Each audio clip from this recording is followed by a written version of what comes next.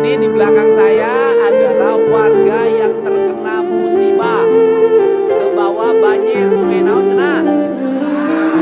Nangtung kena nangtung.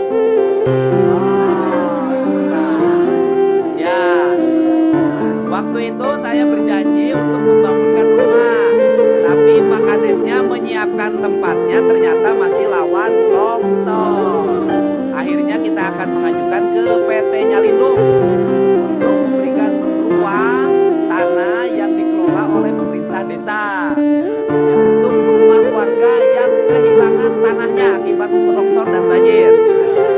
Dan selanjutnya ini BJB Peduli sudah hari ini mendistribusikan bantuan 20 juta, 40 juta, 40 juta untuk pembangunan rumah dari 30 warga, 30 rumah yang akan dibangun. Dan dari Pemda nanti insya Allah ditambahkan di perubahan. berapa nilainya? Per rumah 15. Jadi nanti mendapat 55 juta. Mudah-mudahan anak tong aya banjir deui. Nu aya mah nu kawin deui.